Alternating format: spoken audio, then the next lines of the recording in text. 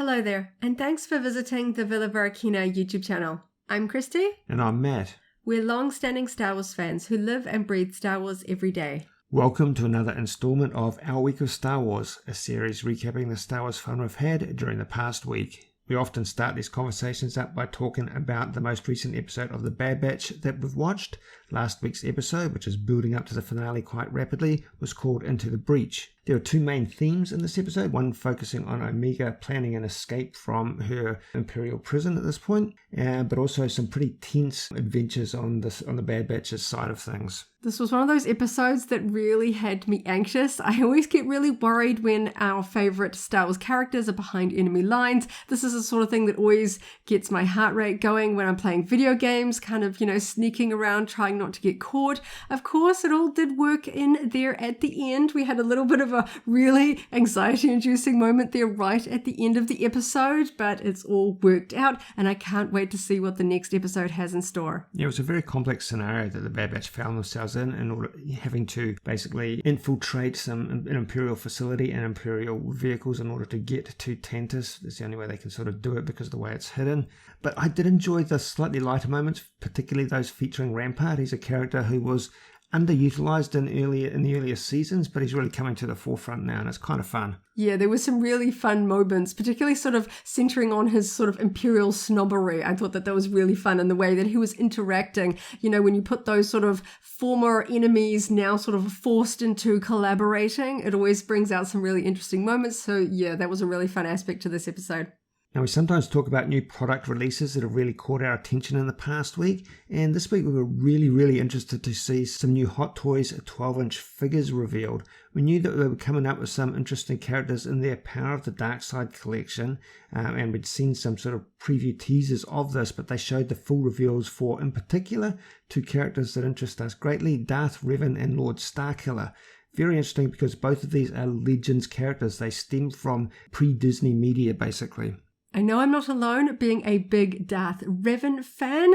This is one of those characters that, despite kind of being from the old pre-Disney era, now deemed Legends, we used to call it Expanded Universe, it's such an iconic character. I'm hoping, still fingers crossed, that one day that character will leap into the modern canon storylines in some form or fashion. And of course, Lord Starkiller is super cool. Sam Witwer is awesome.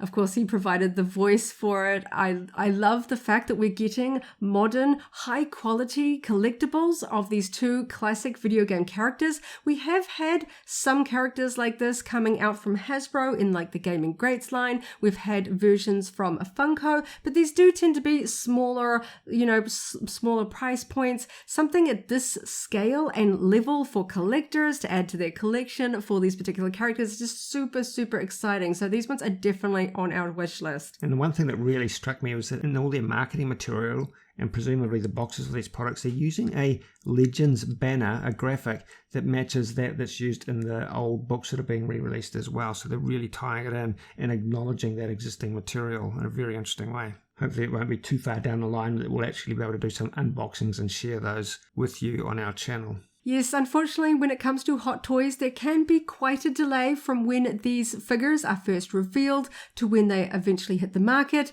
I'm thinking in particular of the Geonosis Padme Amidala that was revealed years before she was ever available for pre-order, but thankfully these two are actually available for pre-order right now. It wasn't like here's the toys and now you just got to wait until the future. So hopefully, fingers crossed, they will be coming out early next year according to the estimated release date. So very exciting for collectors. In the Star Wars Galaxy of Heroes mobile app game, the developers have rounded out the recently revealed Gungan characters with a reveal and summary of the Jar Jar Binks addition to this game. This one has got fans and players of the game really talking. He has some really interesting mechanics and it's got quite a playful touch to it. I think this is a really fun way to introduce Jar Jar Binks to the game. The Gungan squad looks like they are going to be a lot of fun to play. I know people have their attitudes towards Gungans in general, but honestly, the reception to this has just been met with enthusiasm, and I can't wait to see how they're all going to work with the Jar Jar Binks character, rounding out that Gungan team of 5. This will be available as a personal sort of legendary character. This isn't a galactic legend or conquest, so you will need to spec up the Gungan characters quite highly to to be able to play the event and unlock Jar Jar. And I can't wait to see some of my favorite Star Wars Galaxy of Hero YouTubers showing off that full kit when they unlock them first. Just for those of you that are not playing the game, one of the really interesting aspects I thought to his mechanics is the randomness that comes into play, which really reflects his sort of bumbling attempts but random successes that we see in the earlier movies, particularly The Phantom Menace. Yeah, I thought it was a brilliant way that they built his kit and his abilities, so much fun there. We've got a few interesting Star Wars acquisitions this past week to discuss. From the Vintage Collection, we picked up the Artillery Stormtrooper from the Mandalorian series. This is an Imperial Stormtrooper with yellow paint deco, but it comes with the thermal detonator launcher accessory.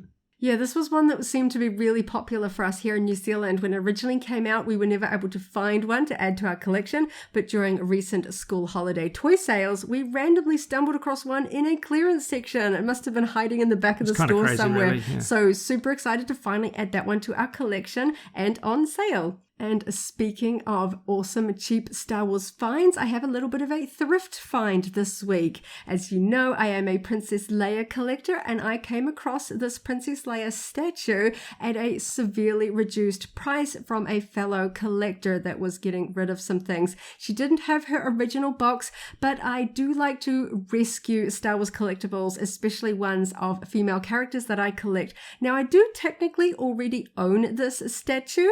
I have had it displayed in my Women of Star Wars display, but I wanted to rescue this piece. I don't care that I have it twice. I have different rooms about the house that I can display things, so I decided to have one in a different room because I really love the style and design of this particular piece, and it was such a cheap price. I couldn't resist, even though it was technically a double up of one I already owned. So, local homewares and stationery store Typo, which is part of the Cotton On chain, has done Star Wars licensed collections in the past, but not for a while. So we were very interested to see their most recent range of Star Wars homeware items. We were hoping they were going to release a collection for May 4th, and it has arrived early. So, of course, we wanted to pick up some of our favorites from the collection.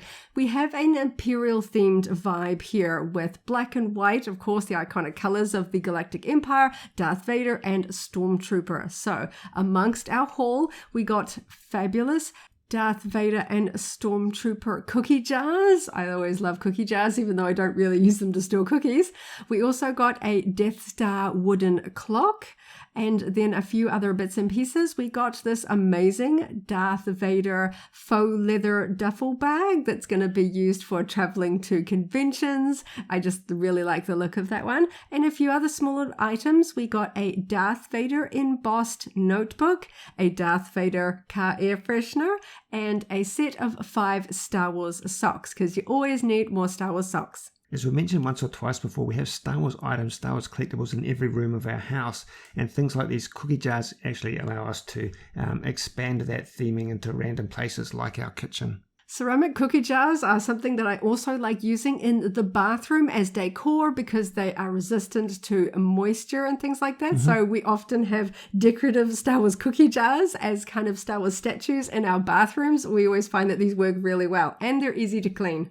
In terms of our YouTube videos this week, we've embarked on a Stormtrooper series. Stormtroopers are always popular. You always want to buy more than one for your display scenes. So we've been hoarding some up, and it's time to get them all out of their packaging and added to our loose action figure displays. So this week I have opened up 4 different Stormtrooper figures to take a look at. From the Black Series, we've opened up the Incinerator Trooper with his flamethrower as seen in The Mandalorian.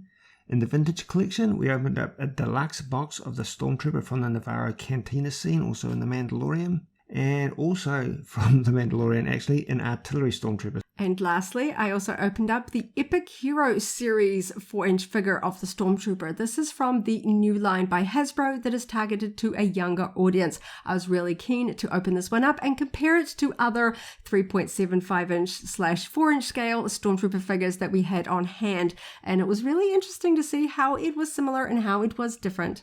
Yeah, and we were also able to compare him against the Darth Vader that we previously opened up to see how this line is sort of scaled internally. And it's not a bad match. Works quite well. And just in terms of a fun comparison, I also got out a 90s era Power of the Force 2 Stormtrooper. Now, considering this one was for collectors and the new toy line is definitely more for kids, it was really funny to see just how far Star Wars action figures have come. We certainly put up with some quirky features of action figures in the past. So we'll be doing a few more Stormtrooper figures and collectibles over the next little while. Stay tuned for those. We've also been continuing our Bad Batch Black Series opening run. We've got onto Clone Captain Rex most recently.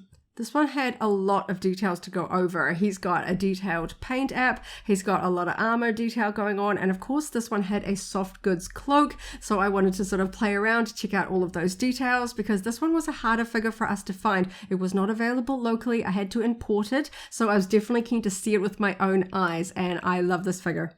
From the Micro Galaxy Squadron, we opened up the First Order Special Forces TIE Fighter. This is quite an interesting TIE Fighter variant because its cockpit is scaled to hold 2 figures as seen in the sequel movies. It's a slightly larger scale both in terms of cockpit and wings than the other TIE Fighter variants we've got in this line. I also opened up the Hot Wheels Star Destroyer. This one is a slightly older one, but we were never able to find it during its original release. Thankfully, a recent wave included it as a reissue, so we were finally able to add it. This is such an iconic Star Wars starship. I was really excited to get it out, and it's got so many cool details. Very happy to have that one in our collection. And one final YouTube video this week was a mini vlog of the Star Wars adventures that we had on the Disney Cruise Line ship, The Wonder, during the inaugural New Zealand cruise that came here late last year. We've had this footage on hand for a little while. I finally got around to editing it all together. We had so much fun on at the Disney cruise for the first time in New Zealand. And of course, they brought some of the Disney park magic all the way down under, which featured First Order Stormtroopers, characters like Rey and Chewbacca, and lots of other activities for the guests on board. We had a lot of fun, so decided to release a video summing up all of the Star Wars fun we had during our holiday there. On that note, thanks for listening to another episode of Our Week of Star Wars. We appreciate you taking the time to listen to us. And stay tuned for another episode next week. And as always, may the Force be with you. If you enjoyed this video, go ahead and give it a like, check out our other videos, and subscribe for alerts about new uploads. Thanks for watching, and may the Force be with you.